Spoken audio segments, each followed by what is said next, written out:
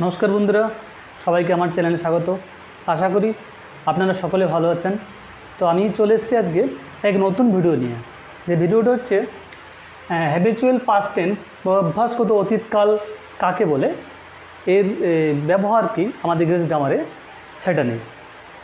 তাহলে চলুন প্রথমেই এই যে হ্যাবিচুয়াল পাস্ট টেন্স কাকে বলে সেটা জানা যাক। তাহলে সঙ্গে হচ্ছে যে অতীতের অভ্যাস বোঝাতে, অর্থাৎ অতীতকালে কোনো কাজ করা হতো এই রূপ বোঝাতে ভার্বের রূপের যে পরিবর্তন হয় তাকে বলা হয় হ্যাবিচুয়াল পাস্ট টেন্স। তাহলে এরপর চলে আসি যে এই হ্যাবিচুয়াল পাস্ট টেন্সের চিহ্ন রূপে কী আছে, মানে কী করে আমরা চিনব একটা বাংলা বাক্য থেকে, কী করে আমরা চিনব যে এটা হচ্ছে হ্যাবিচুয়াল পাস্ট টেন্স। দেখুন, বাংলা ক্রিয়াপদের শেষে ইতো, ইতে, ইতাম, ইতেন বা যেটা এখন ব্যবহৃত হয় তো, তে, তাম, তেন ইত্যাদি যুক্ত থাকে। যেমন হচ্ছে আমি ফুটবল খেলতাম। দেখুন এখানে খেলতাম এটা আমাদের ক্রিয়াপদ, মূল ক্রিয়াপদ হচ্ছে খেলা, তার সঙ্গে যুক্ত হচ্ছে আমাদের তাম।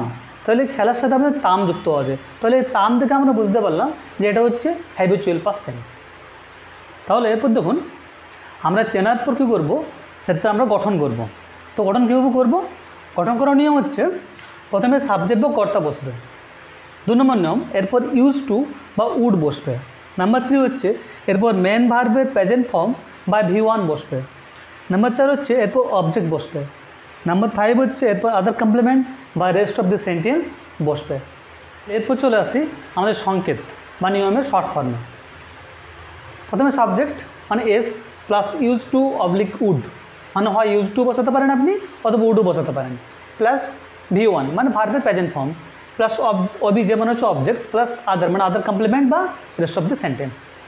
চলুন কতগুলো এক্সাম্পল নেওয়া যাক।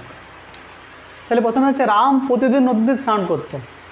রাম প্রতিদিন নদীতে স্নান করতো, তাহলে এখানে আমাদের রাম হচ্ছে সাবজেক্ট, তো রাম বসেছে 1 নম্বর নিয়মে। 2 নম্বর নিয়ম এরপর হচ্ছে ইউজ টু, তাহলে ইউজ টু বসেছে 2 নম্বর নিয়মে।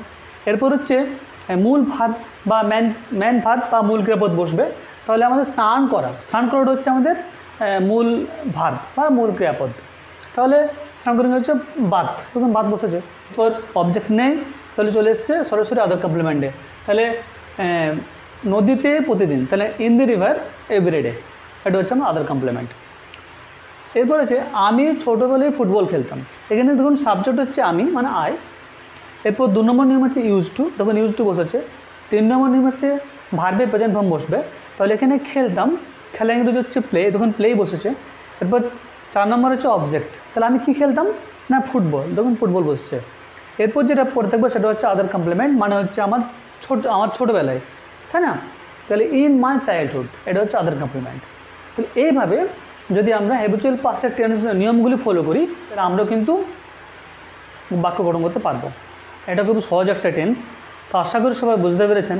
যদি কেউ বুঝতে না পেরে থাকেন তাহলে কোনখানে বুঝতে পারেননি সেটা আমাকে কমেন্ট করে জানাবেন অবশ্যই, এবং আমি চেষ্টা করবো সেটা রিপ্লাই দেওয়ার, ঠিক আছে।